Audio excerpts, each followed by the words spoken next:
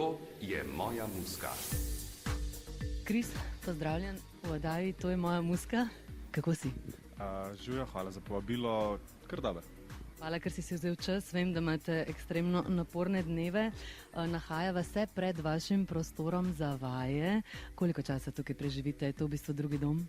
Tako bom rekel, drugi dom je trenutno cesta za nas, ampak drugače pa ja, ko imamo nekaj dni prostih, se sigurno tle znajdemo, tudi če ne za ustvarjanje, za druženje in pa sestankovanje za našo ekipo. Predvsem je bil pa naš drugi dom, ko smo drugi album ustvarjali, ker smo bili od začetka 2022 pa do julija, avgusta konstantno tukaj. Do Džoka Ravnca bova še vrnila, zdaj pa greva v tvoje otroštvo.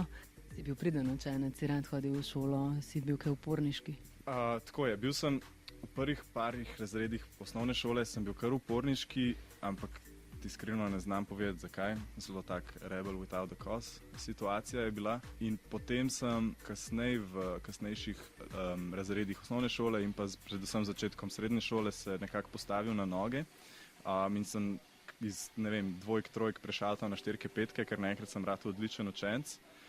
Ključna stvar, ki se pa vmes zgodila, je pa to, da sem začel igrati kitaro in se ukvarjati z glasbo. To me je nekako postavilo na noge. To sem prebrala, da ti je oče prinesel kitaro, pa je kar nekaj časa nisi pogledal, potem pa si nekega dne prišel domov in si rekel, da naj ti pokaže akorde. Se spomniš, kaj se je spremenilo takrat?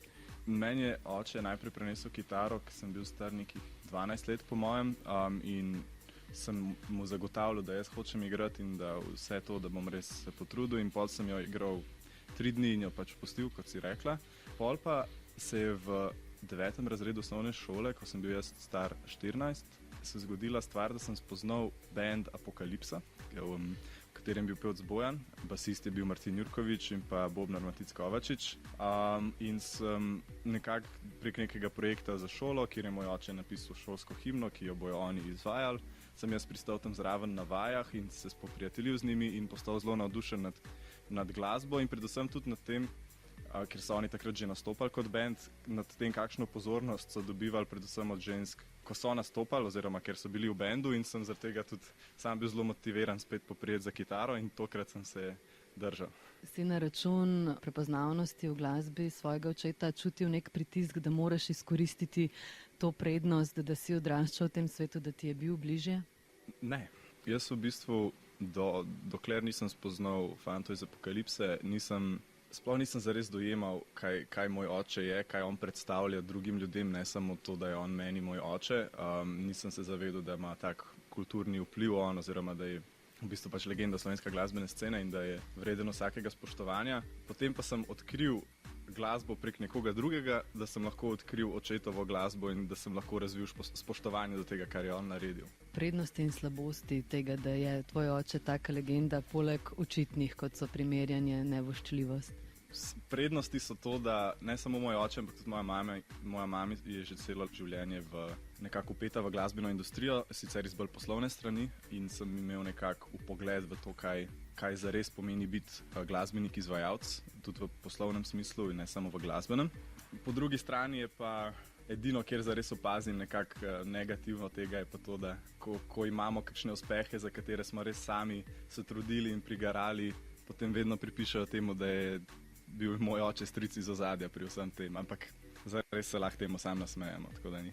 Ja, enkrat je dobro rekel, bi si želel, da bi bil avtor kakšne skladbe, pa nisem. Definitivno. Greva kar na prvo skladbo, ki si jo izbral. Se pravi, Leti severa je prva skladba, ki sem jo izbral, če se ne motim. Ta pesem ima nekako več opornih točk tukaj. Je, se pravi, komad, ki ga je napisal moj oče, je legendaren slovenski komad, ki ga sploh ne rabim razlagati. Fun fact, napisan je bil med drugim tudi za mojo mami, kar je seveda samo po sebi nekako mi da neko emocionalno navezanost nanj. Po drugi strani je pa to tudi komad, pri katerega sem prvič spoznal band Apokalipsa in tudi Bojana, ker so oni, se mi zdi, da sem bil v 8. razredu osnovne šole, so oni nastopali na neki prireditvi in so igrali komad Leti severa. Jaz sem to slišal, in ko so bili na tonski, in sem zakorakal not v telovadnico, kjer so imeli tonsko vajo za koncert. In sem prišel noter, in ker sem bil sin od človeka, ki je napisal ta komad, sem se počutil upravičenega, da izrazim svoje mnenje o njihovem coverju tega komada. In prva stvar, ki sem je kadarkoli rekel Bojanu v življenju, je bil, ta komad se ne igra z distorzijo. In tako sva se mi da spoznala in zaradi tega mi je ta komad poseben. In pol tudi, ko sem jaz začel kitaro igrati, ko smo ustvarjali prvi band, so bili ta komad in drugi komadi od Bigfootov in Siddharte prvi komadi, ki smo jih igrali. Tako da to je definitivno nekak začetna točka našega glasbenega ustvarjanja. To je moja muska. Še študiraš? Uradno sem diplomiran kemijski inženir, potem sem se lani, se pravi septembra 2022, upisal na magisterij iz mednarodnih odnosov na FDV. Sem oddelal prvi semester, potem se je pa Eurovizija zgodila.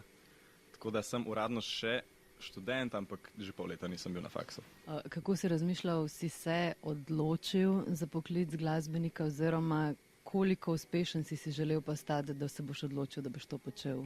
Tako bom rekel, jaz nisem nikoli zares pričakoval, da bom glasbenik. So bile to nekako nemogoče sanje zame, saj zdelo se mi nemogoče seveda, ampak se je kar naenkrat zgodilo. Jaz sem se upisal na faks iz kemijskega inženirstva, ker me je sicer zanimala kemija in naravoslovje, ampak v glavnem zaradi tega, ker sem pričakoval, da bi mi v to prineslo neko hitro in stabilno zaposlitev po študiju, kar je tudi res, ampak ko sem prišel do konca študija, sem že ugotovil, da mi je vseeno za to, da me glasba vodi, zaradi tega sem se tudi upisal na čist nekaj drugega, na drugo fakulteto, ker sem tudi vedel, da tistega ne bom počel, da sem z glasbo ukvarjal, ampak me je vseeno zanimal ta nek akademski svet, kakorkoli.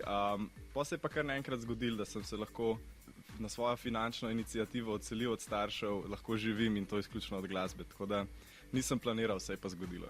Kris Guštin, s čim oseba pritegne tvojo pozornost? V zadnjem letu si spoznal ogromno ljudi. Kdo se ti je mogoče najbolj vtisnil v spomin in zakaj? Tako bom rekel, vedno bolj se moja družba oziroma novi ljudje, ki jih spoznavam, omejujejo na glasbeno industrijo, ker se pač cel dan in celo noč samo s tem ukvarjam.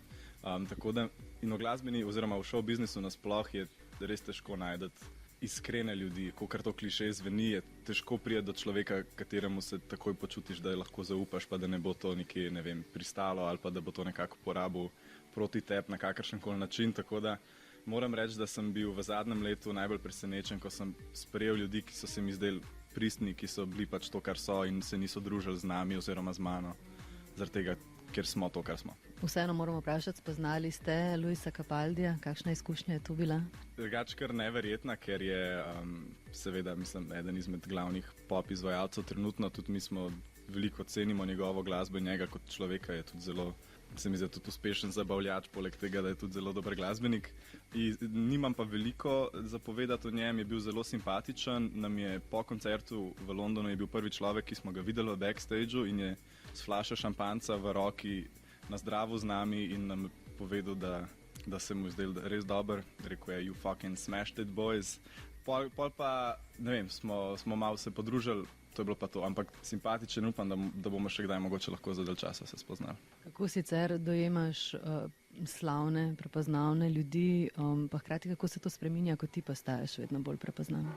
Ja, to je v bistvu kar zanimivo vprašanje, ker recimo Luis Capaldi je bil primer, kjer smo nekako slutili, da bi lahko znal priti v London, pa smo mogoče se malo pripravili na to, da bo tam, ampak ko smo enkrat slišali, da je tam, smo bili sicer zelo vzhičeni, ampak se nam je že kar malo tako navadno. Pa sploh ni nobenega pojasnila za to, ne da se mi počutimo enakovredni njemu ali pa karkoli, ampak stvari se to hitro dogajajo, spreminjajo, da pač se zgodi taka neverjetna stvar, kot to, da se Luis Capaldi pojavi na tvojem koncertu, pa se ti zdi vsak dan, čeprav res ni. Ampak še vedno, ko vidim koga, recimo Marko Mengoni na Euroviziji je bil tak, ker sem bil že kar velik fan, preden sem sploh vedel, da bo na Euroviziji, preden sem ga tam spoznal. In ko mi je recimo čestital po finalu, ko smo bili v Green Roomu, sem ga objel, sem bil prav vzhičen. No. Tako da imamo še vedno svoje idole, vsekakor. Okay, morda iskreno, kakšen moment, ko si pri sebi bil morda malce bolj aroganten, pa si se moral nazaj postaviti na račun prepoznavnosti? Je težko na trenutke, ampak recimo zdaj, ker sediva lih zraven naših sponzorskih avtov, ti bom povedal, da sem jaz včasih zelo rad, če mi je kdo šel v svojo vožnjo na cesti na živce, to pokazal s kakšnim trobljenjem ali pa kaj takega in tega si zdaj ne moramo več privoščiti. Tudi tisto je arogantno recimo, ne? Ampak tega si ne moram več privoščiti, ker zdaj pač piše Joker Out na veliko na našem avtu. Okay, druga skladba?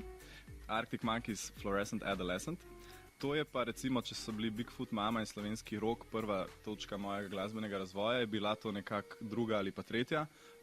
Namreč Arctic Monkeys so bili po mojem da celo prvi band, ki so mi odprli angleško glasbeno sceno, prek katere sem spoznal, v kateri se zdaj definitivno najbolj najdem, v kateri sigurno 80% našega zvoka tudi izhaja, tukaj sva si z Bojanom tudi zelo blizu.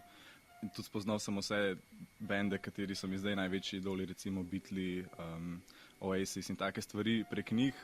In Fluorescent Adolescent je bil prvi ta komad. To je moja muska. Imela sem priložnost biti delček Eurovizije z vami. Večkrat sem poudarila, kako resno ste vzeli svojo nalogo. Bili ste nasmejani, družabni, tudi novinari.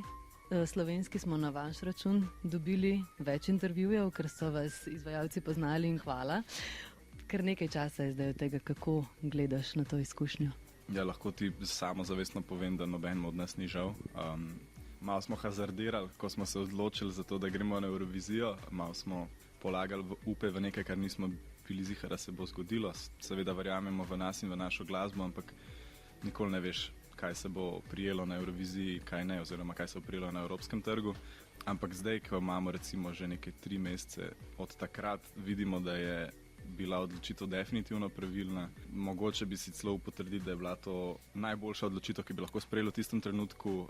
Odprla so se nam vrata v Evropo, koncertiramo povsod, tudi zelo uživamo. Zdaj smo imeli turo po Angliji, ki so bili sicer samo 4 dnevi, imeli smo turbas, imeli smo še en band, ki so bili z nami, res je bila sanska, rockerska izkušnja, prav stereotipična, tako da življenje je zelo dobro in vesel sem, da smo se odločili za to. Nešteto intervjujev imate za sabo. Morala bi te vprašati, katero vprašanje ti gre najbolj na živce, pa poznam odgovore. Me pa bolj zanima, katera je tema, o kateri bi lahko govoril nedogled. Ja, najbolj klasična vprašanja so una, ki ne grejo najbolj na živce, ampak kakšni so občutki? To je vedno težko vprašanje. Zelo nehvaležno je zaradi tega, ker večino ljudi, ki se ukvarjajo z nekimi takimi, recimo z entertainmentom, z koncerti, nastopi, kakorkoli, tudi ko se jim take velike stvari zgodijo v življenju, ne znajo takoj opisati, kaj je to, kar se jim dogaja, in potem dobiš neke prazne površinske odgovore, kot so dobro, pripravljamo se. Tako, zaradi tega res ne maram tega vprašanja. Tudi mogoče sem šele zdaj na pravi točki, da bi zares lahko ocenjeval, kako sem se počutil tekom Eurovizije. Zdaj, o čem bi pa lahko neskončnost govoril, to je pa res dobro vprašanje, ampak sigurno o britanski glasbeni sceni recimo lahko bi govoril, tudi o slovenski glasbeni sceni bi z veseljem razpredal v neskončnost, ali pa kar se tiče glasbene in entertainment industrije nasploh. Glede na naporne urnike si predstavljam, da ni najlažje za telo, pa vseeno, katero zdravo navado si kljub temu ali ohranil ali osvojil, pa si ponosen na to. Ja, jaz sem drugač kar nezdravo živel pred Eurovizijo.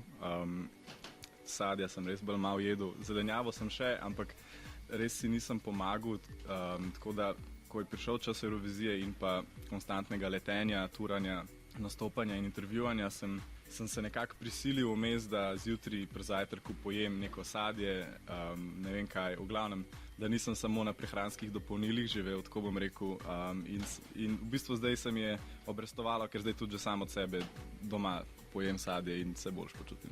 Kakšna protiutež temu napornemu življenju glasbenika konstantno na poti? Ljudje, ki razumejo tvojo situacijo, ki so vedno pripravljeni govoriti s tabo, to so lahko starši, partnerji, prijatelji. Nekdo, ki nekako predstavlja neko stabilno točko v tvojem življenju, ko gre tebi vse na glavo. Ja, in zdaj tukaj lahko mogoče prideva tudi drugih članov benda, kako se vaši odnosi razvijajo skozi leta, kaj je tvoj največji doprinos, pa mogoče se spomniš kakšnega trenutka, ko so ti fantje res stali še posebej v oporo. Naše prijateljstvo zdajle v zadnjih 2 letih res intenzivno raste in se intenzificira, kako bi temu rekel. To je predvsem očitno pri Juretu in Nacetu, ker Jure je član benda zdaj šele 2 leti in pol, Nace pa skoraj 1 leto, ampak se vsem počutim, kot da in enega in drugega poznam že celo življenje. ker je tudi toliko stvari se zgodilo mes, da mogoče pa je že celo življenje mimo. Kaj je bil moj doprinos, ne vem. Jaz ponavadi me vedno karakterizirajo kot bolj umirjenega, resnega in zorganiziranega, tako da jaz nekako držim vse skupaj. Tudi kreativno sem sigurno doprinesel, kaj sem napisal kakšne komade. Ampak tako se mi zdi, da ko ostali radi malo zaplavajo, sem jaz vedno tukaj, da jih usmerim in prizemlim. Ostali mi pa stojijo pri strani vedno. Zdaj specifične situacije mi ne pade na pamet, ker vsak dan se rešuje nekomu neko stvar in pač mu vsi stojimo ob strani, ampak zares v zadnjih letih najhujše situacije so bile samo, ko je bil nekdo izgorel ali pa ko je nekdo zbolel in smo pol razumeli, da se prestavijo vaje, da se prestavijo koncert in take stvari. Si kaj želiš narediti, pa še nisi zbral poguma za to? Ne, da še nisem zbral poguma za to, mogoče nisem še zbral poguma za to, ampak jaz se bolj tolažim s tem, da še nisem čas za to, nisem prišel še do časa za to, ampak modeling. Veliko ljudi mi je že reklo, da imam ta prav attitude in izgled za to in me iskreno zanima, kako bi to bilo. Še vprašanje, na kaj si najbolj ponosen, in pa tretja skladba, ki je povezana z Eurovizijo, o kateri smo se tudi pogovarjali. Najbolj ponosen sem na dejstvo, da mogoče je sicer še malo zgodaj za to ocenjevati, ampak vse stvari kažejo na to, da bomo eden izmed prvih redkih slovenskih izvajalcev, ki nam morda rata v preboju v tujino. To seveda je velik bonus za nas, ampak poleg tega res upam, da vsaj delno doprinesemo do tega, da se slovenska kultura nasploh bolj predstavi evropski javnosti. Upam, da s tem odpremo vrata še kakšnemu izvajalcu. Mogoče bojo druge evropske države, evropska publika začela zdaj gledati na Slovenijo tudi malo bolj iz kulturnega vidika, malo bolj resno, ne samo iz športnega. Tako da, če bom čez, ne vem, 5 let bomo nastopali nekje v tujini, pa če bo še kak drug slovenski band, tam bom zelo ponosen na to. Tretja skladba? Tretja skladba je pa Running Scared. Je sicer zelo drugačna od prejšnjih dveh, ampak je pa vsekakor pomembna v razvoju mojem glasbenem, ker je pač to evrovizijska zmagovalna skladba iz 2011, ki mi je ostala res v spominu in v srcu in v ušesih. Sem že predtem nekako spremljal Eurovizijo, ne vem, Lordi, Ruslana, vse to sem že, Lena iz 2010, ampak ta komad je prvi, ki me je zares povlekel not v Eurovizijo. Takrat naprej sem kar zagreto spremljal in to je pa v bistvu tudi nekak komad, ki je kriv za to, da sem si želel na Eurovizijo. Tako da definitivno zelo relevanten za letošnje leto. Kar je pa še dodaten bonus, je pa, da je letos bil član azerbajdžanske delegacije Eli, ki je pevec in soavtor tega komada, in sem ga spoznal in sem imel tudi malo fanboy moment z njim. In je, kar mi je bilo največjo čast, je, da je rekel, da nas pozna in da je slišal in da je navdušen nad tem, kar delamo. Kris, najlepša hvala. Hvala tebi. To je moja muska.